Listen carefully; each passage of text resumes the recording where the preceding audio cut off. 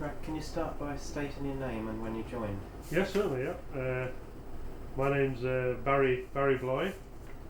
I joined the job at the beginning of March 1979. Where did you go for training? Blackwall, the old Blackwall workshops in India Docks in London. And who did you join up with? Oh, there was a gang of us. I can't remember most of the names now, but the lads who were left, there was me, Tony Bedard, George Carthew, and Chris Tye. We're the only four that are left now out of the original. I think there was 12 of us that joined in 79. They're the only four that's left. We're still in the job. How long were you trained for? We went to Blackwall for, I believe it was a month, if I remember rightly. We did a month at Blackwall in London. We stopped at the Anchor Hotel in Canning Town, but we did a month. What did the training consist of? It was mainly in the work. We went to school every day at the workshops. We had a room allocated for us, I remember, and we did radio. We got his radio ticket there. We did work on radio beacons and engines and general lighthouse work. We even touched on IOBs. Can you explain what an IOB is? It's the old type of system they had for lighting the lamps, the oil lamps. Using pressure. It's paraffin under pressure, really. Right. You became a supernumerary assistant keeper. A supernumerary assistant keeper. And where did you go from there? Oh my goodness. When I first joined the job, my first station, I was sent to St Catherine's.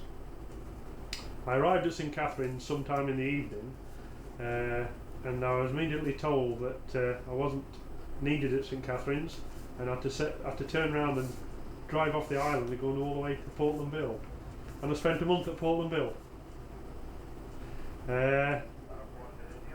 Then from Portland Bill, I did my month, and then we went to Blackwall to do the month's training.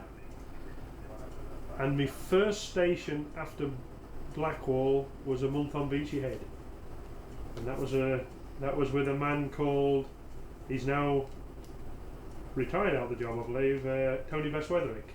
Yeah. That was my first PK really, who was served on the rock station, and a lad called Simmons. I can't remember his first name. What was the station like? Well, it was my first rock station. I thought it was fascinating. I loved it. It was a real experience. I suppose it was quite sparse, really. You can't, there's no luxuries on these places, of course, as we know, and it opens your eyes. The washing facilities and everything like this. There were no showers on, no toilets, of course. The old Elson bucket. So what did you do for a wash, for instance? It was a tin bowl in the sink. I always used to have mine on the middle watch. That was a 12 till 4 watch. I used to do all my washing, and I used to get the old tin bath out, the tin bowl, and I'd fill it up with water and have a good wash down in the bowl. As most of the keepers is on the rock stations. And was it an IOB station then? No, it was electrified. It was electrified. I never actually worked on an IOB station. I just missed out. So what year are we talking about? This was 1979. Where did you go next? Well, I was one of the unlucky ones because some of my lads I joined with were made up more or less straight away, and I was the unlucky one, or there was a few of us were unlucky in the fact that they didn't need any more AKs, and so I spent my next 6 years of my service just travelling all over the country. I lived for a while at the North Cottage at Lowestoft Lighthouse. Me and my wife moved from Huddersfield to Lowestoft. My youngest boy was born there, and I worked from the North Cottage at Lowestoft Lighthouse, going out to different lights. I spent a year, I believe, at Lowestoft. That's right. So I lived there, and then I moved back to Huddersfield, and then I spent more or less the next 5 years or so just travelling all over the country. The stations, oh my goodness.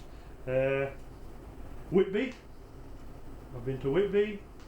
Flamborough, I was there with a man called Bob Ratty at Flamborough. He was the lad over Bob. I can't remember the AK. Frank Wilson was the AK, and another one of the AKs was Bob Vickers, who's now leaving the job. Lizard Light, I spent time at Lizard Light. I was there with Jack Burridge. Nash Point, Geordie Peacock, if anybody remembers Geordie. I was with Geordie Peacock there. He was a PK. Portland Bill, the PK there was a man called Ellis, Tom Ellis. Tom's been retired a long number of years now, probably 10, 12 years, Tom. He was one of the old school. St Catherine's with Graham Fern. Yeah. He was the PK. Trevose Head, Terry Jones. Beachy Head, as I said, that was with Tony Best. St Bees, that was with our old union rep, Ozzie Murphy. Ozzie died of cancer. And his wife also died of cancer at St Bees. I mean, I don't suppose we could ever prove it, but we always thought it was something to do with wind scale, because they both had that type of cancer that affected the bones. But I mean, that's another story, of course. But Ozzie and his wife both died at St Bees, bless him. He was a lovely man, was Ozzie. South Stack, I did a turn off with a man called Jack Evans. Anybody that's met Jack will know what Jack was like. I'll not go into any descriptions. He was a lad over Jack. Suter Point, I was there with Geordie Peacock again. I did a turn off with Geordie, two or three turn offs, and also with a man named Ken Rowley, who's just retired from the job. Coquet Lighthouse, Cromer. I spent quite a while at Cromer with a man called Ted Whaley and Graham Fern again, but Ted was mostly the PK when I was there. Dungeness, I've been to Dungeness. I was with a man called Roach, Ken Roach. He was not a very nice man, Ken Roach. I didn't like him at all, and neither did a lot of people. Flatholme was a superb island, was Flatholme. Absolutely brilliant. I could have been on there the rest of my service. It was an absolutely wonderful place to be. I was with a man called the Irish lad. The name just slipped from my mind at the moment. What was the station like? Oh, it was super. The station was brilliant. It was on an island, so you had more scope, of course, for getting out and walking about. And it's hard to describe the station inside. You know, there was a big kitchen, big living room. You each had an individual bedroom, which made a lot of difference on these places. You had your own little space where you could go, whereas on the rock stations, of course, you all slept in one bedroom. And it was Mick O'Sullivan was the principal keeper. So that was super place. Hartland Point, with a man called Kevin Wood. He was a superman, was Kevin. Of course, that place has now been pulled down. It's not there anymore, Hartland. But that was a very, very lonely place for a landlight. I remember it was about 6 or 7 miles from the nearest village, and it was the morning watchman's job in the morning to take all the milk bottles up to the farm, which was about 1.5 miles away, and we used to get fresh milk as they was churning it. It was absolutely wonderful, beautiful. In the Dowsing, I spent 2 turn-offs on the Inner Dowsing with another infamous man called Taylor. He was another strange man, but I got on all right with him. But he was an ex-policeman. Longstone, that was another super place. That was smashing. I could have spent the rest of my time on there as well. It was a wonderful place. Grace Darling's life. And I was there with an old union man as well. He's now well retired, called McPherson.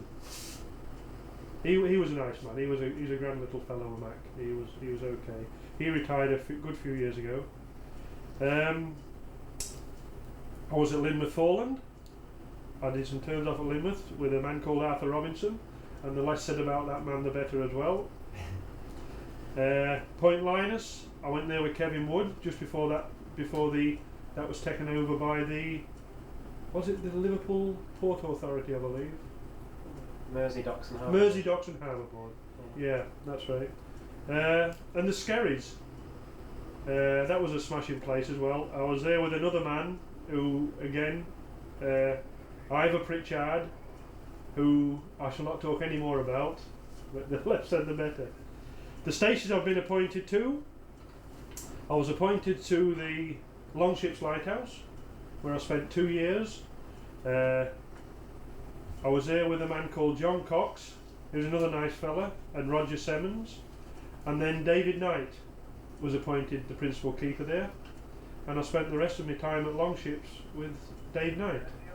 I actually lived at the cottages on the end of the headland at Sennen. I was then appointed to I'll get it in a minute, hang on, within 2 seconds. Northfoldland Lighthouse, where I spent the next 4 years of my service with a PK called Jim Bowling, and that was a super place. I thoroughly enjoyed Northfoldland. Super place. The houses were absolutely beautiful. It was a little bit boring on the computers all the time. It got very boring in the end, but it was a super place. I thoroughly enjoyed that. I then got moved to St Anne's Head, which is in Pembrokeshire and Dyfed, and there again was working on the computers. We monitored a few stations, and we was also the husbandry team for the Skocum Lighthouse, Bishop Rock, and the Smalls Lighthouse. I could never seem to get away from the Smalls, but we looked after them stations, and Strumble Head. And I worked, the PK was a man called, you have to excuse me a minute, I'll remember his name in a minute, Pete Fitch. And I worked with Pete, I think I was at St Anne's again round about 18 months, something of that ilk, without actually. Unfortunately then my marriage broke up, which is something that happens pretty regular in Trinity House, and I suppose, looking back, I don't suppose Trinity helped or moving to St Anne's, to be honest, because it was a very lonely place, 50 a mile from the nearest town, which was Haverford, or 12 from Milford Haven, sorry. I was then appointed to the Hanois Lighthouse in the Guernsey Islands.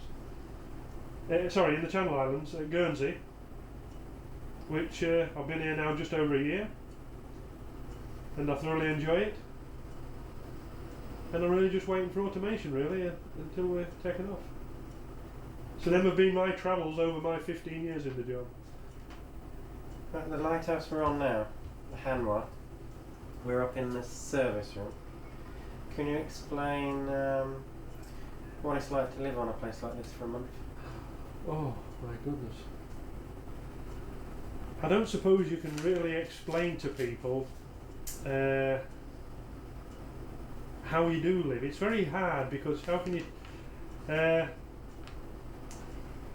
suppose it's like living on a submarine turned up on its end. Everywhere you go up and down. It's very cramped. You haven't got a lot of room, so you have to get on with everybody. You have to get on with... you've not to let things get on top of you, and little things worry you. You have to get on with people. You've got to allow for their little annoyances. At one time, of course, on these places, we're very lucky on here. We have a toilet and a shower now.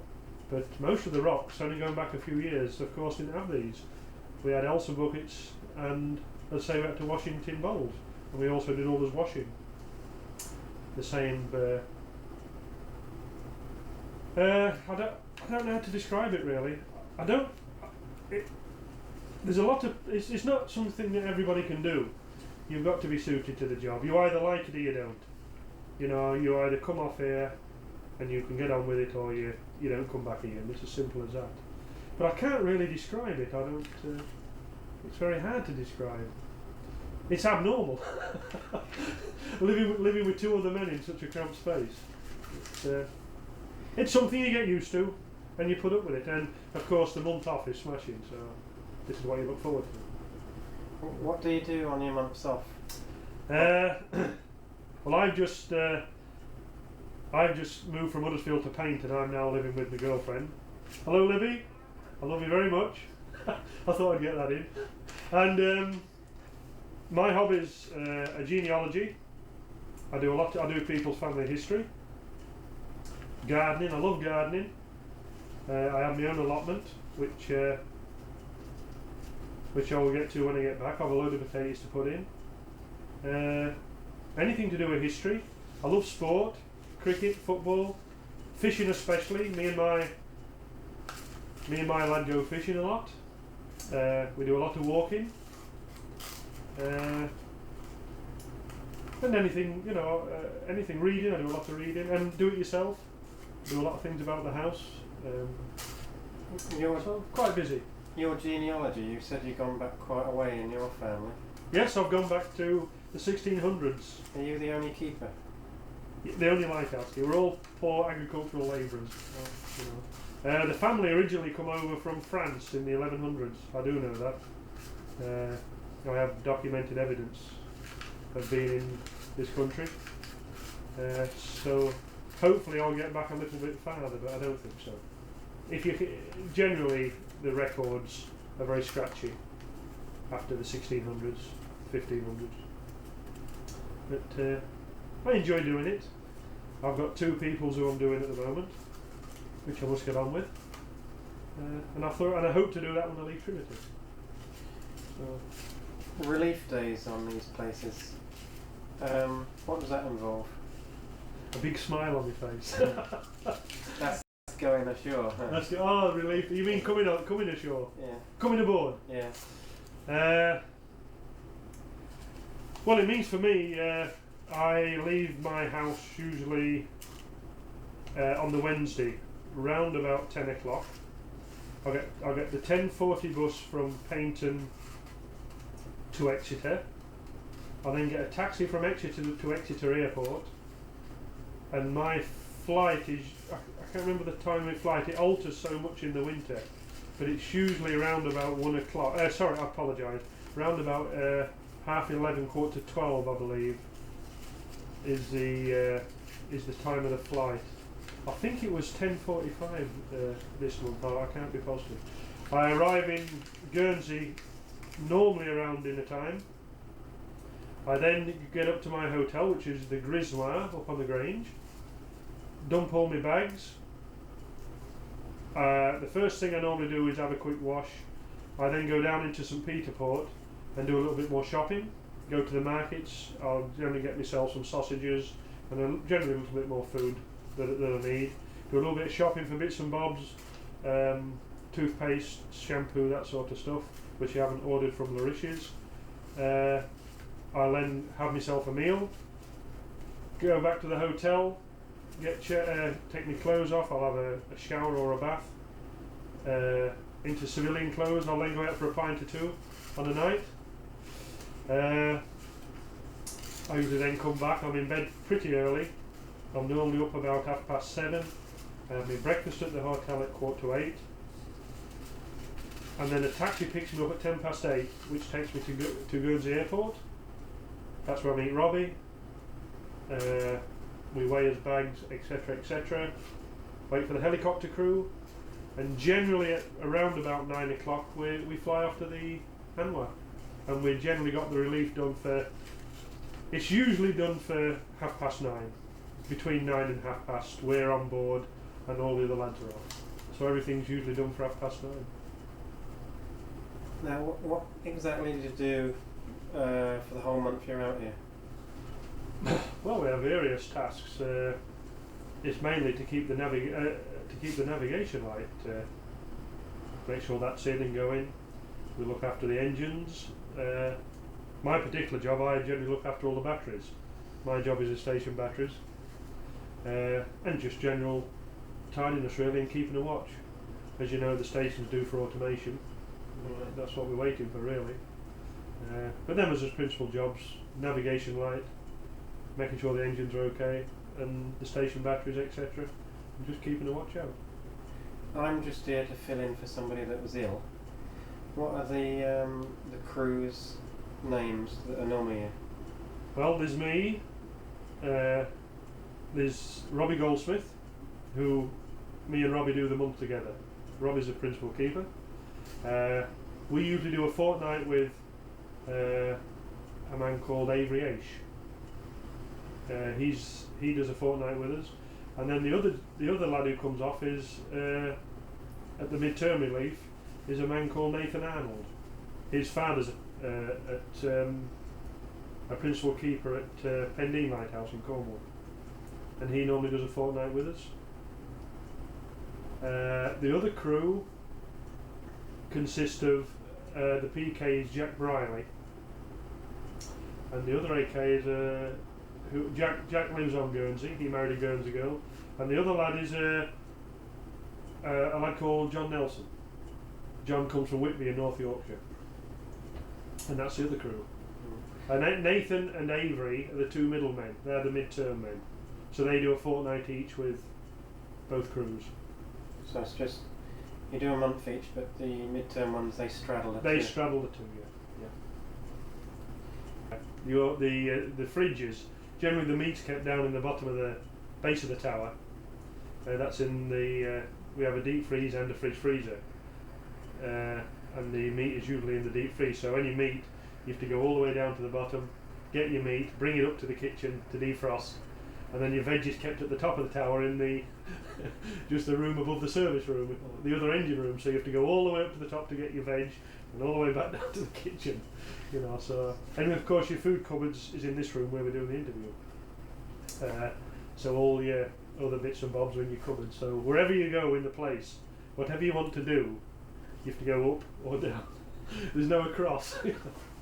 So the most steps really is this room, I should think, isn't it? You can only do about 6 steps in your yeah, it's very small. in a straight line. I believe it's on the same sort of lighthouse as the smalls and the long ships. They're generally the same sort of light. I think this is the same as the smalls, I believe. For room, anyway. We've just had a week nearly of really rough weather, and it's still blowing outside, which this microphone's probably picking up. So, and I've noticed the kitchen is streaming in condensation now. So, what's it like normally in a blow in the winter? Well, people don't believe you, but the bedroom. I know last year was very, very bad indeed. The walls literally streamed with water. I slept with all my clothes on, personally, and each side of my bed was just wet through. My sheets were just damp and wet and cold. Literally, I mean, you can't describe it. People think you're joking when you tell them, but it was literally the water was just running off the walls into the bunk, and you're literally keeping yourself in the middle of the bed to keep warm, and the outside of your sheets are wet through. We managed to get hold of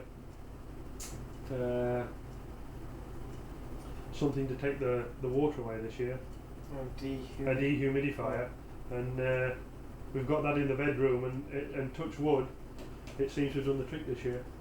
But the kitchen's still foul. Oh, kitchen's terrible. There's pin mould and everything growing. Well, in our bunks, if you look properly, I usually give the bunk once or twice a month a wash in bleach and water, because if you look on the walls at the side of me and above, the ceiling's only about 3 foot from my head, 2 foot, 2 to 3 foot, and literally it's just black pin mould everywhere, and it's everywhere. And I usually about twice a month get a rag and just wipe all the mould off, but it's soon back again. It's everywhere, you can't get away from it. So what you were saying about it being like an upturned submarine is correct in some respect, because they suffer from exactly mould. dripping with water, yeah. But with the dehumidifier now in the bedroom especially, it certainly has helped without any doubt whatsoever. But the kitchen is still bad. With all that though, do you find yourself being unhealthy or healthy out here? Well, I don't think it does you any good. Let's put it that way. Certainly not. I think if you've got chest complaints, I don't think it would do you any good. No, certainly not.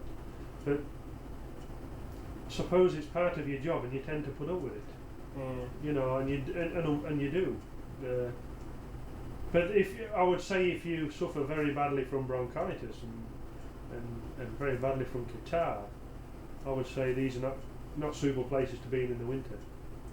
Yeah. At one time last year, as well as the bedroom running water, the whole of the walls running down to the base of the tower were literally running in water. And I used to go with rags and wash them every so often, just to get all the water. The steps were running with water, you know. And of course, and you know now yourself, you go down into the base now, into where the fridges are, and down into the base, you can feel the damp. You can feel it, can't you? And that's how it is. It's clammy and damp and cold. Cold. Yeah, you have to have that winch room door open, just to get the air to kill that. But yeah. what about cold out here in the winter? Is it really? Does it get into your bones? I think the cold does as well. Yeah. I don't mind the cold so much. The cold don't bother me. It's the damp and the cold. My feet suffer mainly. I have a hot water bottle. So do I. I don't. We usually have the window open, me and Robbie, because we like a bit of fresh air circulating about. But it can get very cold, and when you've got that cold with the damp, I think that's when it's worst. But actually, the coldness I don't mind so much because I can get underneath my blankets with my hot water bottle, and I'm quite warm. But it's when you've got that damp with the cold, then that's when you tend to suffer.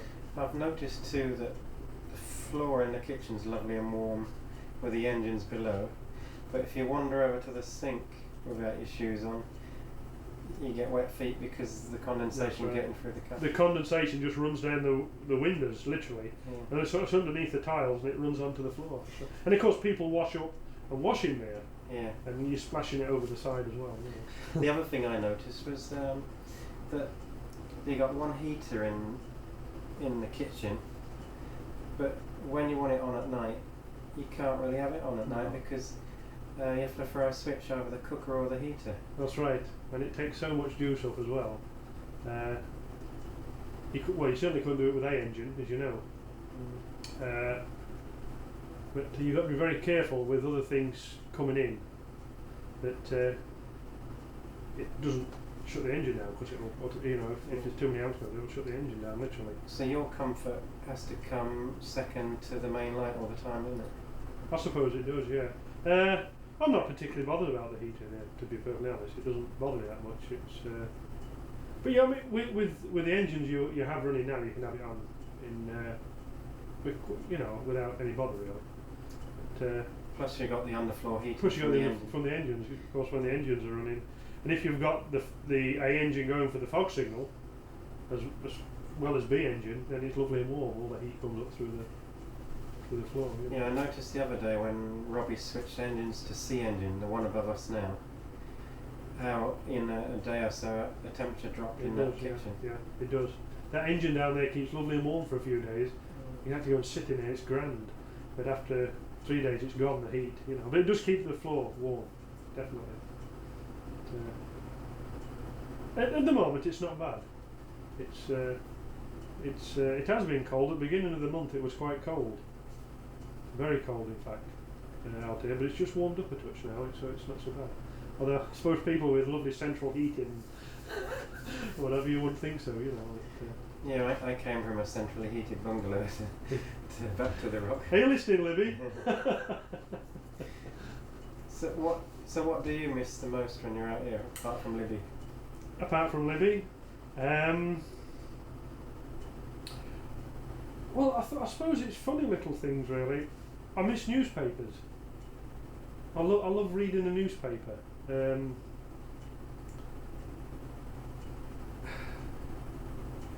Other little things, it's just being able to go to the pub for a pint. You know, which you can't. I can sort of just say, oh, I'm just off for a pint and go and have an hour, and you can't do that out here, you know. But and other obvious comforts, obviously. But I think if apart from them, I think if you to ask me, I would say a newspaper. Yeah. You must mean that bar of chocolate I was nearly killing for the other night. I didn't breathe. Well, I ate 2 bars of chocolate when you come out. But yeah, I suppose that really. And I suppose sitting down for my Sunday dinner, I enjoy my Sunday dinner. I love my Sunday dinner, Tom, and it's just them little things, just little things, really, you know. And a bath. I love a bath. Yeah, because here it's just a shower, isn't it? Yeah, and it's very quick. Although it's adequate, you know. Don't get me wrong, it's adequate. But if you take a little bit of time, yeah, you know, you're just giving it all this. It's gone cold all of a sudden, and everything's frozen. You know, because you've only got about, I would say, it's about 4 or 5 minutes, if that, to actually get yourself washed and before it runs out. Yeah. Plus, you're always conserving water, aren't you? Well, it's always in the back of your mind, you know. So. And although you were saying about we've got a flush toilet out here, you still have to go outside every now and then to pump up. Oh, God, yeah. Salt water, isn't it? With 3 of you, it normally it averages out just normal use. It lasts about 6 to 7 days. The water for the toilet, so you can generally reckon you'll have to pump up once every 6 or 7 days, and of course, it's, as you saw yesterday, you have to pump all the stuff out the base of the tower into the pool, pump it all up into the tank, and then. And that's salt water. That's salt water, yeah. We use salt water for the toilet, yeah. I take it you've enjoyed your life so far in the lighthouse service? Yes, I think. I think to be honest, I mean, I'm a heavy goods fitter by trade. I did my time in heavy engineering. I'm an apprentice trained fitter, and I think it's probably the best move I ever made. I've really enjoyed my last 15 years, I must admit. I think this is me personally. They are. I mean, you get mucked about. There's no doubt about it. And I've been mucked about, something shocking. And to be truthful, it's not really conducive for a family man. If you're moving about it, there's a lot of divorces in the job, you know. But having said all that, I've thoroughly enjoyed it, and I've never regretted it for 1 minute. And I shall be. I think when the time comes that I have to go, I shall, at the bottom of me, be quite sad. But of course, I also realise the inevitable will happen, and I'll be made redundant, you know. But no, I've enjoyed it. I've been to places I would never have been, lived in places, been all over the country, made nice friends, and I'd do it all again, certainly. Yep, without any doubt. Alright, thanks for your time then. Yeah, I hope it was alright, that. Yeah, wish you well in the future. Thank you very much, yeah. And